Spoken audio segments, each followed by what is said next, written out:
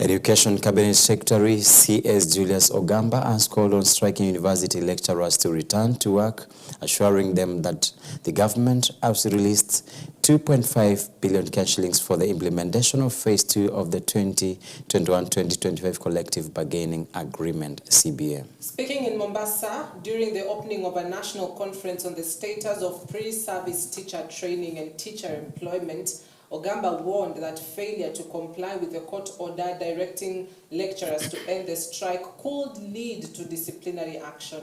Ogamba further noted that other grievances raised by lecturers will be addressed through dialogue once they return to their duties. Contempt action might be taken against you, so we are asking. We have done a lot in the sector, and we've agreed that all grievances can be discussed without us going on strike, which affects our learners. We are trying to weed out any perceived ghost students or ghost schools in our system. So we are now working very hard to ensure that we have the right data of how many schools we have in Kenya, how many learners are in which school, how many learners are in which region, and we are optimistic by the end of this week we should have very clean data on how many students we have, how many schools we have, and that will actually affect the distribution of teachers in our country. It's going to affect significantly because we shall get very clear picture of what is going on. 2 petitions have been filed in court demanding justice and compensation for 21 families who lost their sons in the Hillside and Arusha Academy tragedy. The petitions were jointly filed by the Kenya Human Rights Commission, Elimu Bora Working Group, and a section of bereaved parents. The petitioners are seeking the court's intervention to compel the government to take action against Ministry of Education officials and the school administration for alleged negligence that led to the deaths. In a statement, the KHRC welcomed the decision by the Director of Public Prosecutions to initiate a public inquest into the incident, saying it was a crucial step towards accountability. We are convinced that there was negligence and that justice needs to be served. We are convinced that someone should be held accountable because someone slept on their job. Because no parent in this country or elsewhere should send their children to school only to receive them in charred form. It is a pity that we can assume that after such an act happened, then everything just goes on normal, like nobody cares.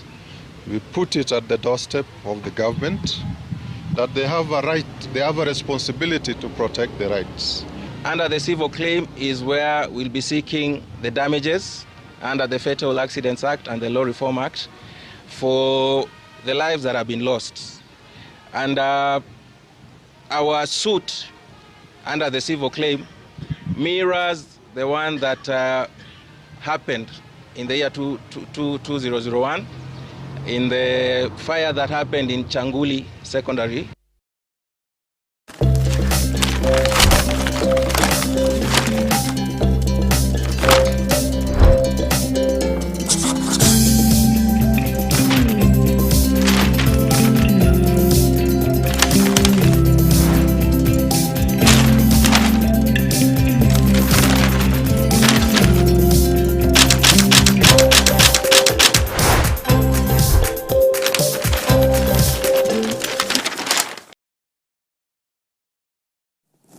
Welcome back to EBN TV. This is the Morning Life and we are getting to the newspaper review. But before we go further, Cynthia, I just wanted to start with the standard, but I'm looking at something we untold yesterday about Raila. It's about that there's no deal for Ruto's re-election for 2027, which today we are seeing, it's so ironical. We're looking at the Kenya's Board newspaper talking or even showing how Raila is smiling. And I want you to think of you going to having been thinking that your account has got nothing, but when you go to the bank or to the ATM, you just try to put in your ATM to the ATM machine, your card to the ATM machine, and you find, okay, zinatoka. Kuna kitu inatoka. So it's like Raila is smiling all the way from the bank or to the bank, because going to bank, you always assume that there's something. So getting to back from bank smiling shows that you found something and you got it. So the Standard newspaper is talking, and again, I think from the same Standard newspaper yesterday, it talked about Ruto walking in tidy streets along US, but living his home, his place looking like untidy, but when it comes to security matters around CBD. But today the Standard is talking about playing Ruto. This is to mean Raila is there. It's like, is the linesman or is the referee trying to push for every agenda for 2027? Yet yesterday he tried to talk about not even being involved in anything or even any kind of engagement or even support of push for Ruto's re-election 2027. So flip-flopping, and something I mentioned last on Monday. Raila Odinga's shifting signals have thrown ODM into turmoil, leaving allies baffled, opponents worry, and supporters unsure whether the party stands with government or opposition. While defending President Ruto's policies on one hand and hinting at a 2027 ODM presidential bid on the other, the enigma of Kenyan politics has unleashed confusion that threatens to fracture his party and cloud the national political horizon. And yesterday we saw Raila is trying to endorse someone for 2027 presidential bid, and we're still looking at, that's why the Standard newspaper is talking about confusion, because Raila himself from ODM has got his allies and has got supporters as well, has got those people keep following all through from 19. Now from our side we call it 19, stretch your fingers. Okay. And very far, that's a very long time. So we're seeing he's throwing his followers and supporters into confusion, whereby people don't know which way they're taking. Actually, it's a crossroad, whereby he's supporting Ruto for 2027, and again, it's like he's trying to endorse someone for 2027, which puts a very big confusion to us as Kenyans, and maybe most probably to his followers. And there is a quote here: all political relationships have a lifespan of 5 years. You either renew at the next election or you move on. He has also confirmed that we are firmly in the broad-based arrangements until 2027. So you see, the confusion still are growing bigger and broader. And Raila's door to join the opposition has been closed. He dented himself. He can't always be using others. So you see, people, it's like they want to get out of his scandals all through, or even it kind of promises that he's been putting people into, again, pulling people into demonstrations. And after he gets what he wants, because there is a part of a cake that he has to, some slices that he has to get after. It's like he does this deliberate to make sure that there's confusion or even there's no misunderstanding in the regime that is, so that at the end of the day, people push apart to make sure that there's a space that is left for Raila himself. And once he does that, that's where the Standard is talking about he can't always be using people. So it's like he's been throwing people at the battlefront, he's left behind. But after these people help him to win, he gets back. I mean, we recently had that conversation here in studio, and one of the analysts said that for the first time, because Odinga has largely been the opposition, and so for the first time, he has been able to benefit as the opposition directly, and this is through the broad-based government and the cabinet secretaries that were picked from ODM party to join the broad-based government. If you look at the handshake back in 2018, Odinga didn't benefit in that way because it was just a working agreement, yes, but no CSs were picked, no PSs were picked, no top leaders from that region were picked to top positions in government. So this is the first time that he's actually benefited from government and his party has felt the benefits of government. But that aside, this is a clear indication yet that you can never truly, in the political world, predict what is going to happen because things change more often than you might not expect. They say a day in politics is quite long, so imagine 2 years in politics in the run up to 2027. And Odinga rightfully put it in his ODM parliamentary group meeting that they have not said they're going to back President William Ruto come 2027. Neither have they said they are not going to field a candidate. So what does that mean? Are they going to field a candidate from the ODM party? And is this candidate going to be supported by ODM leaders? And is this a decision that he's made? And is the President William Ruto, who is going to, we know is going to vie under UDA party ticket, is this a decision that they made? Or is this just, a talking room for him to be able to say this, but in recent that's what they're going to do because all indications have been that way in the run-up to 2027. So at this point, I can imagine what is going through the head of President William Ruto and his close supporters and his close allies and his advisors on just what this means. Should they now start structuring and reworking themselves just as UDA party without really having to depend on the support of ODM. Now you might wondering what difference will it make? This is what it's going to make as a difference. You've got the Nyanza region, which is a huge solid ground for ODM leader Raila Odinga. If he decides to support William Ruto, there's a probability this region is going to go that way. Look at the coastal region. They have always been in support of Odinga. Nairobi County is a huge support base for Raila Odinga. Northeastern region is a huge support base for Raila Odinga. And so basically it's all about the vote basket, and the game of numbers. If he comes to the table, what is he going to come with? I mean, William Ruto arguably might say he's got already a solid base within the Rift Valley. It's going to support him. Mount Kenya, it's 50-50. Is it behind him? Is it not? It's very 50-50. So it's a huge gamble. And I know these two leaders will be looking at these regions and the possible electorate numbers it could get in 2020. Yeah, sure. And as you mentioned about Mount Kenya being 50-50, I think it was on Daily Nation yesterday or today, I saw Ruto is trying to court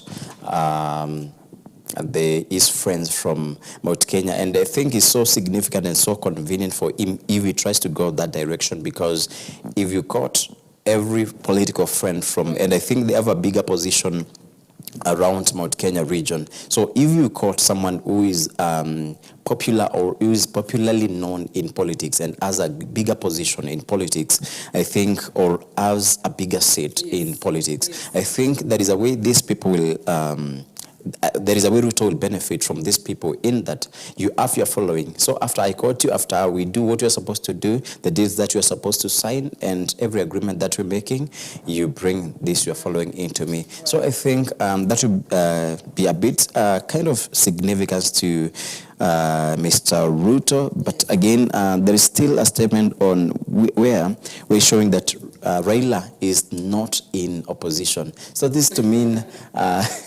As we speak right now with the current political landscape, he's definitely not the opposition. We've got a united opposition led by former Deputy President. Now this is what we used to call betrayal in the city, and this is betrayal in the corridors of leadership and governance, because without a strong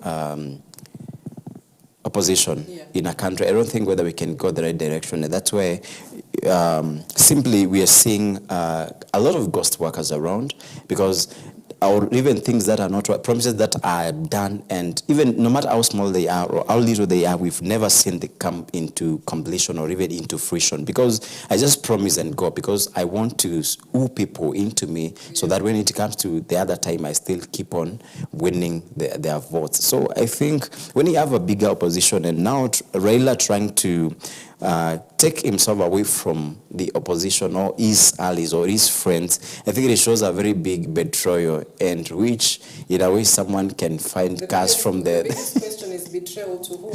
Now, this Raila has been on top of Kalonzo, on top of Eugene Wamalwa, on top of very many people, and from ODM. And he's been the top leader for ODM and for opposition. And now trying to live is like, you take your children to a strange land. Then you just leave them there. They are not acclimatized to the region. They know nothing about the region. They know none in the region. Now, suppose they want to get food. Where do they get the food? So it's like now Raila was promised something by the state, but after he got a piece of it and got satisfied with it, he said, "Nini mujipange." I mean, you know, it's obviously divergent views will be out there concerning this and what this means. If you speak to some of the ODM members, they'll say, this really doesn't mean that we're not supporting Ruto or the government. If you speak to a different section, they will say, this is a clear indication that they are moving away from government and they will try to chart their own path in 2027. But it's a little bit too early to say. Let's wait for perhaps end 2026 and start of 2027. Then you'll get a clear indication of just how things are moving. Now remember, this is a pact that is old up to 2027. There, unless you've said, unless something, because you said one day in politics is so big, and I think there is no permanent friend or enemy in politics, because tunaweza tusiana in the limelight, but when we get into the behind the scenes, we're doing a lot. And let's go to the Daily Nation this morning. A nation in crisis. That is the headline. From education to healthcare, the public system is in turmoil, with the government struggling to quell unrest. Now, the health sector, private hospitals are turning away patients unable to pay cash after cutting credit to SHA, citing past debts. Tutors and police face denial of services. To the education sector, learning in public varsities paralyzed after lecturers went on strike to demand 8 billion shillings salary arrears. Schools in a cash crunch.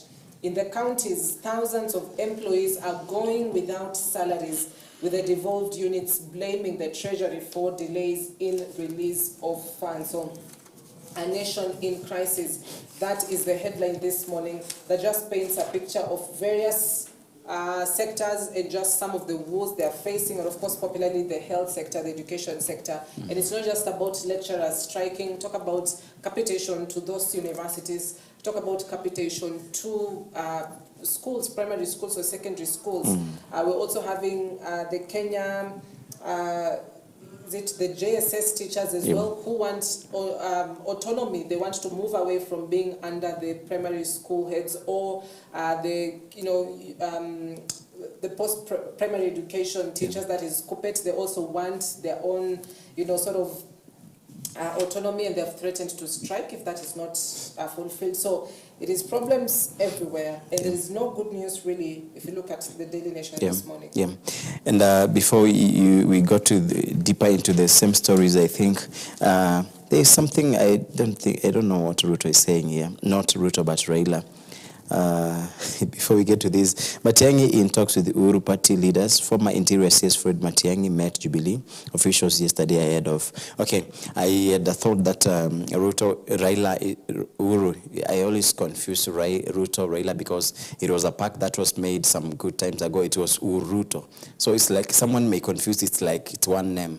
So every time you mention Uhuru, you may think you're mentioning Ruto, but here it's Uhuru on the top left of Daily Nation, but he's talking about politics. And now Daily Nation is talking about a nation in crisis. And I want you to think of, we call it an analogy, or something of such a sort, whereby now you take yourself into maybe primary or high school and you're doing maybe 7 subjects, and in the totality of the 7 subjects there's none that you perform anything. Now that's where we are as a country, because health is a very key factor, or a very key part of a growing nation, or a nation that is developing, or a nation that is ready to grow. But you've seen crisis everywhere. Like even the Standard is even talking about the stories of SHA failing everywhere, and the Standard is still, Daily Nation still talking of the same. So this to mean as a country, we have to check and recheck ourselves where we are not performing. And I think all these things are caused by the issue of graft everywhere. Because before I get something, I would even trying to try to drive from here to Nairobi town, or even another nearer town, and you find a police on the roads, and maybe your car is messy or faulty in a small way. Yeah. You'll have to give something so that this police pave way for you. And the question is, when do we leave, or even how do we scrap this issue of graft? Even if we are doing it at 5% out of the 100%, what do we do? Because health is paralyzed, is struggling, education is struggling, and counties are struggling. And now suppose you have workers and you don't pay them. Do you expect them to work to the maximum? Do you expect them to perform? Do you expect any fruits or results from them? So we are paralyzed as a country, and I think I always put it that Kenya is very rich. We have resources that are so reliable that we can depend on to make sure that this country races to a place economically that we need. Right, and interestingly, these are devolved functions. Yeah. And so that means, counties are going to feel the pinch. People in the villages are going to feel the pinch of this highly because, for instance, I'll take the example of Bungoma County. How many public hospitals do we have and how many private hospitals do we have? And so the situation is similar because the public hospitals, yes, they are huge, dependent by the people, but talk about the role of the private hospitals and just how very easily accessible they could be in one village compared to moving from village A to perhaps the town center in village B to be able to access a public hospital. So the people within the counties are really going to feel the pinch of this.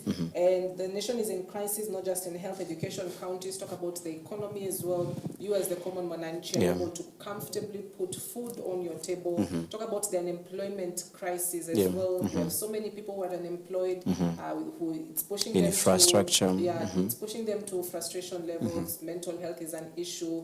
And so it's truly it's an all-round systemic fail by the government. But also top of the page, families sue state school over fire that killed 21 boys in Nyeri. That's a story that we've just done on the hillside in the Russia school. They recently marked 1 year anniversary. No report on what exactly caused the fire. No investigations have been done. And so families now are compelling the state and the school to be accountable, the Ministry of Education and the school administrators to be accountable for this fire that unfortunately killed 21 young boys in Nyeri. And that is also a story that is on top of the page. And to that story that you just hinted a bit earlier on, Matiang'i in talks with the Uhuru Party leaders, and the former CS Fred Matiang'i met Jubilee officials yesterday ahead of the party's special national delegates meeting scheduled for Friday. So it's been a question of on which route will Matiang'i take? We all know, has been a close friend to former President Uhuru Kenyatta, and he's currently with a party that he's been moving around with, but it's a question on will Jubilee try to pluck him away from that party so that he can be a defining voice within the Jubilee party. And I think, yes, Matiang'i has been a very close friend because he worked as CS for portfolio. He was the CS for Interior, right? For Interior during... He played a huge role, actually, almost taking the role of a deputy president in the former regime, so he's quite close. Yes. Now, when it comes to... I think that is a professional... profession and administrative role, and this is political role that is now taking a different direction altogether. And yes, Matiang'i was still CS for education sometimes. Yes, he was. And that is when he branded yellow all through. Even teachers could have now worn yellow all through, but the buses were branded yellow, which for the security of school and safety, I think it was right, and we saw this enacted into maximum. And now when we are shifting Matiang'i from is administrative roles to political roles. Matiang'i has been very strict, and I don't think, do we need a strict leader in this country, or a strict in a way that when you try to govern, you don't have to make sure that you put every decision, or even you decide for the country by yourself. You don't have to use the power of advisors or people who are around you, who are making sure that the decisions that you make are right for a country. So we're seeing Matiang'i being lauded all around.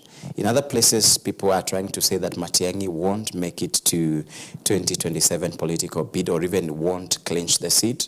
So we are in a crossroad, because, but I think if there are some characters that you need to have as a leader. If only Matiang'i portrays this as a political leader to my side, I think for the benefit and for the purpose and advantage of this country, I think it can have a change that is impactful and a change that is notable to this country. If at all, he tries to compress something to himself, or even trying to cut something, or even to make sure that he reshapes some of the characters, maybe the dictatorial or tyrannical kind of shape in behavior, discipline, and how to handle things. All right, so that is the top of the page headlines on the newspapers this morning. And of course, Team Kenya jetted back in the country yesterday after an amazing outing in Tokyo, Japan. So, well, that is what we have on the newspapers this morning. Thank you for watching EBN TV, transforming your life. We've aired the news made, we've aired the newspapers made. What is remaining? A lot of people last week were requesting, were asking, were complaining why the show on drugs and alcoholism, or how to avoid, or even how to get out of that kind of trap of alcoholism and drug abuse. People were asking, why did you not do the show? So today, and some minutes after this, we shall be having David Ogot on the show. So I will expect that you send like 10 comments, or even you ask like 10 questions for the same, because you had a desire, you had a demand, and you had a lust for the same last week. That is how we do it here in the morning live at EBN TV. JKS Cynthia Nanjala. Goodbye. All right, don't go too far. We'll be back shortly after the break. Stay with us. That conversation on alcoholism and just helping out recovering alcoholics and some of the battles that they're going to face. So that conversation returns in a bit. Don't go too far.